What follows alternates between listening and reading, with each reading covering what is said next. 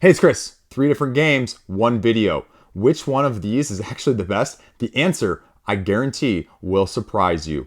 3 different approaches, 3 different mechanisms going on, and a little bit of everything else in the meantime. We've got castle raisers, cooperative, competitive, and solo, castle building, pigs versus wolves. Then, on the other end, Mabula. It's just a marble-based abstract. Finally coming over to North America, though. And then, in the middle, the smallest package, but don't be fooled, General Orders, Sengoku Jidai from Osprey. Ever seen a war game do this much in this small of a box? Let's frickin' talk. General Orders, Sengoku Jidai, Osprey's latest. This is, spoilers at the beginning, my favorite Osprey game that I have ever played. As a non-war gamer, it gets my blessing. So, this game, not only is it a small box, it's a small footprint, but it's packing way above its weight in terms of the style and the mechanistic approach. It's out freaking standing. So what do you actually have to know, though, to figure out whether or not it's right for you, and if you're going to think it's as good as I do? Well, like I said, this is war game in a tiny, tiny package. It's all Chris Farley in David Spade coat style war game, if you will. What you see is what you get in front of me. This is a double-sided board with 2 teams that are going up head-to-head, trying to control the most of these pink start areas at the end of 4 rounds, or to eliminate the other players' tokens in their base completely before then. That's it. The symbology is everything. It takes a worker placement style vibe in the form of placing your commanders on any of these icons in the land-linked spaces. And what you do then is you don't place them in the middle, you place them on the actual iconography on the side of those hexagons. Move your ships, bombard into the ocean, or bombard into the land. You know, like fire on back and forth. And then there's also the 5th, which is siege, but you got to have a siege engine to actually do that in the first place. And siege engines are land to land. So those are the 3 combinations that you'll be dealing with for the attack portion of things. The last element is the very tricky when do you time what back and forth, because this sideboard over here also has 3 additional areas in which you're going to be choosing to place your commanders, and you have 5 of them per round that you're going to be placing. So this is just reinforce. Get more of your troops anywhere that you supply and that you control. And we'll talk about what supply and control in is a second. Embark, well, that's the same thing except for ships. And then plan. And that's where the asymmetric operations cards come in. And they give you the ability to change and mitigate all of the other actions that are going to be taking place. And they even allow you, as a secondary use, to reroll the dice, which may or may not be the make it or break it for you in terms of the combat situation. But the tricky thing with this sideboard is you can only have one of your commanders in each of these areas each round. So if you choose one, your opponent is either going to get the other one or no one's going to get it. And this other spot down here for planning, for example, it only gets you one of those operation cards, but it gets you initiative in the next round. So what is supply and control? Because that is the basis of this map in the first place. Supply and control. Control just means you have troops in the area and your opponent doesn't. I mean, makes sense. Supply means that they are linked in adjacency. So some of these, for example, if you have black tokens over here, I would control this area, but it's not in my supply. So when I take the action over here from the reinforce, I could not place troops here. They have to be linked and supplied with the adjacency. The other element hidden in plain sight on this board is we have special tokens over here that are marked by symbols that correlate to hexagonal spots on the map. Meaning if you control this particular area, you get this particular bonus when taking that action. And again, they're relatively straightforward. When you take the sail action, put down an additional ship. That's it. You just go back and forth placing these commanders down and taking those actions. But the tricky part that I did not say is that when you place one of these down, you have to do it to a linked area adjacent. So when, for example, I place this down, I will be having to move from the adjacent area into that one. And that's the tricky part because you also can't leave this one unoccupied. The last element is the conflict itself. If you're moving into an area with your opponent, you then resolve the conflict. And this is the make it or break it. This is the whether or not you're going to like this game above all else. First off, defender automatically rolls a die even if it's not supplied. So defender rolls the die, we roll a 1. Attacker loses 1. Then subsequently, each player loses 1 until somebody is gone completely. So in this case, well, there's 2 on each side. Nobody ends up with control, which may actually be what you're going for in the first place. But you're trying to control these star areas in the center of the map in order to have the most at the end of 4 rounds, unless you can make it to your opponent's squared off base, highlighted on each side, knocking over things as I go, in order to cripple them in the first place. That's the game. That's everything. The biggest problem is you just kind of dump all the pieces into this box here and then dump them all back out. That's the biggest criticism I have, apart from because the dice are going to be the make it or break it for you otherwise. It is incredibly tactical. It's also more strategic than it appears. And I really like the sideboard use of determining when and which one I want each time, because if you go there first, you're going to get the better reward potentially. But it's going to limit your actions out here. And that is a very delicate, tricky, and well done balance in that way. And the extra action tokens around the outside, it's just a nice little plus. You've got 2 extra that you don't use every single game, so it doesn't get too repetitive. And again, it's completely, you can just take them off and put them wherever you want to begin with. There's 2 sides, gives you 2 different maps. This thing sets out and achieves more than what it should have been able to do in the first place. I didn't even mention that you have 2 operations decks as well that go along with the 2 different sides of the board. That's it. Again, if you're looking for something that is going to be well worth it monetarily, size-wise, as well as mechanistically, you can't do much better than what Osprey has done with this. Again, I say this as a non-war gamer. This game makes me question whether or not, right, I can put a game like this on my top 10 of the year. Because, personally speaking, is this my type of game? No. Do I enjoy, just the pure fun of this type of game? No, not as much. But separating out my own personal enjoyment and the mechanistic excellence that this is encompassing, right? That's where we're splitting hairs, because this puts a lot of other games mechanistically to shame that are trying to do just as much, but having to do it with a ton more rules, a ton more overhead, a ton more map and everything everywhere. And Osprey said, we can do all that, but we're going to make it this big instead, just to mess with you. No, just kidding. But really, this is a great game. So if you're interested, definitely have it on your radar. Castle Raisers, Wonderful World board games. 3 little pigs and the wolves going head to head in a literal castle laying building game. Let's talk.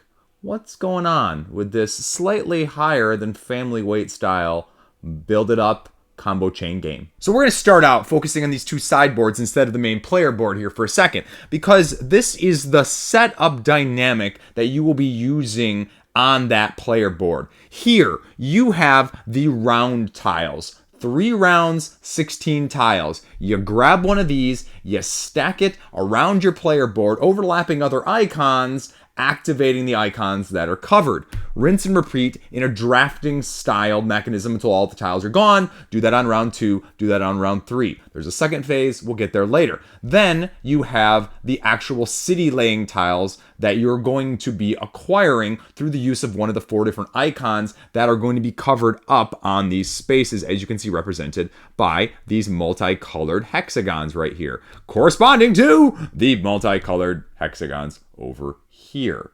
And so these are going to be placed in the center of your player board and then scored depending on what area they're in. So if you have something that counts points for the number of layers, you count the number of layers in this area. And you'll see that you have the farmlands, the sea, and the forest. And so it's a little hard to tell, but you can see it makes a Y right there to distinguish them, meaning if they are on the line in between, you score them for both those areas. You start out with very few symbology, and you gradually cover them up and acquire more as you're layering down with these tiles. You draft one of these at the beginning of the game, then they are acquired through the use of this action. They are going to go with the 4 different icons that you can see. Your glory, your fortifications, your attacking, and your soup. Yes, soup. No oatmeal, no porridge here. We're going dumping soup on the wolves to keep them at bay. And that, though, is the whole gist of the game, is you just look at what you're going to be covering up with the said acquired tiles, cover it up, and then take whatever was covered up. But you'll notice that although we have lines distinctly between these areas, you're actually laying them down so they cover one side or other of that in the first place. And then what you do to determine how strong this action is, because that's the other main nuanced mechanism, the more icons of this in the same area, and so in this case in the forest, the stronger the action is. And so then you would count them up. But there's only one in there? That's not very good, Chris. However, there's actually 2, because at the center of your board, you have 1 icon of every of the 4, which counts for all 3 areas as the total number. That is the glory building, stacking style of this game. The golden little piggy, yeah, that's how you actually get the first player token that gives you the advantage in the drafting as you subsequently go on. However, we have not talked about the wolf in the room. Yeah, I went there. So, at the beginning of the game, you're going to pre-populate these wolves around the outside of the player board. What's going on with these, though, is that they are going to be invading at the end of the round, the night phase. And so what happens, though, is that you will have the ability to attack them back based on the soup icons. But you'll have the ability to attack them first when you're laying down on top of the soup icons so that there's not as many there in the first place. And there are 4 main types that are there. You can see only 2 on my main board. The super buff guy, which takes 2 at a time of the soup icons to take him out, the arrow archer guy, the regular sword guy, and the ladder guy. The sword guy, he's super easy. The ladder guy is a pain in the butt, though, because at the end of the game, if there's any ladder guy, they climb over and you'll lose more points. Also, the archers shoot in arrows at the end of the round, so you'll lose points at the end of the game for that as well. Well, you also have to min-max how many are there, because at the end of the game, you actually total up the number of remaining wolves at each of these sides of the walls. And if your walls are not that many high, meaning if I have 4 wolves here, my walls need to be at least 4 tiles high covering that area. Or actually, more like covering this in that way. If you have the most wolves in these areas, you lose points. Most gets -10. Second most gets -5. Then, if you have less than that, you have 0, which is good. But it is a little bit of a point smorgasbord salad situation at the end of the game, which we'll talk about. And then all of these tiles in the center, you'll notice that they not only give me the icon to do the action, but they also provide at the bottom of the tile point scoring opportunities depending on how many tiles might be there, how many layers of the castle are there, how many of the tokens that I've got of these, which will be slowly accumulated when you have those icons in addition to grabbing the first player marker. And then the last element of things that I didn't really talk about is the attack icon. And the attack icon is probably the most divisive in this game because it's going to be putting competitive into the competitive part of this game. Because essentially what you do then is you draw one of these random attack tiles. You draw it. Because you'll notice on one side, they look exactly the same. On the other side, if I don't drop them, you'll notice that they have a color and a wolf icon. Meaning, everyone else at the table has to draw wolves and place them in that area. Now, they get to control, obviously, which ones are pulled out of the random bag and allocated there. But they also don't really control it either in that way, which is going to be one of the most divisive points of this game is there is some interactive take that, And is that going to be what you want? Now, you do fortify, and you get these little tokens as part of the layers as well to help build up your walls higher instead of just building them off of the limited amount of the stacks that are available in 1, 2, and 3. Because if you do that, you may not get them high enough in the first place. So this allows you to mitigate and to deal with the height issue in the first place. And again, you'll be slowly filling all of these spots in the center as I shake my whole board here, but you will not fill them all potentially. And some of them will even reward you for having blank spots in that area as well. Now, I didn't go through all the rules and the nuance of those aspects, but that is pretty much everything to know. So what do I like about it? It's really intuitive. The iconography makes a lot of sense. The building of the aesthetic is surprisingly enjoyable. And it really does allow you to create the combos as you're going across, trying to match the icons and do certain areas potentially stronger than others. Every draft is going to be different from this tile as you put out 1, 2, and 3. It does allow you to change the player order to get more ways of obtaining them, but ultimately the draft might also be worse off at the higher player counts if you are chronically in last place. You are just going to have less choices. And that leads me into the cons, is that the rulebook, it needs some work. The rulebook definitely has good examples, but the way it's written is a little tough, and I had to watch 2 how to play videos to just make sure I was actually playing some of these examples right.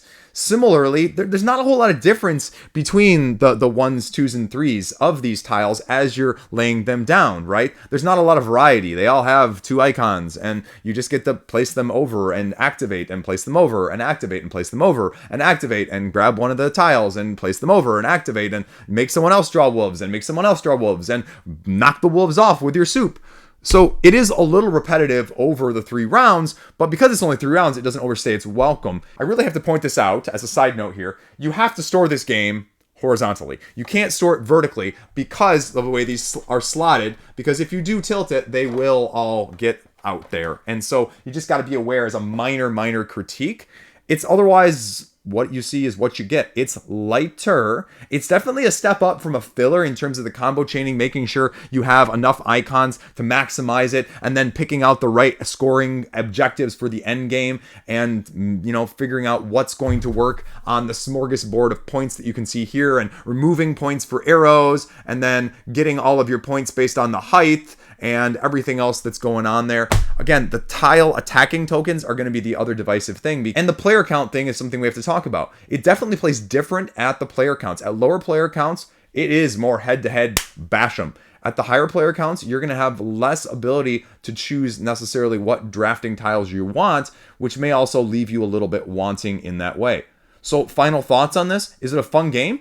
Yeah, it's a fun game. It's definitely a step up from the routine sort of recommended usual filler games. It's going to hit the sweet spot for a family that's looking for just something a little bit more complicated, but still that anyone can play and still feel good about and can count up the icons very easily. You can definitely get a little bit more strategic with the iconography and the matching as well, of course, but it's not going to be off-putting if you're looking at it as being too simple either. So all in all, is it an absolute utter, I'm going to keep this game forever? No, I'm not sure long-term it may stay around in my collection, but for right now, it fills that gap of not being able to play some of the more complex, more strategic multiplayer games with my kids that I'm ultimately yearning to. And again, the factor of the aesthetic value for a family style of things that's not too dark, not too demonesque, not too off-putting. Again, kids look at with their eyes more so than anything else. They do that with their food. They do that with their toys. They do that with stuff like this. And so that's where this thing actually gets a notch up as well. You know me at this point and my love for abstracts. Or if you don't, I love abstracts in case that's not clear. Mabula, since I finally got a chance to get my hands on it coming over to North America, let's give it a spin. So the basic setup is just this. Colors mixed around the edges, can't have more than 2 in a row. So in case like this, you don't screw it up. You make sure that everything matches otherwise. All you do then on your turn is you push one of your dice into the center. It can push other marbles though, as long as you don't push them back to this outside row. So you're going along just trying to make the largest contiguous group at the end of the game when everyone runs out of moves in order to win.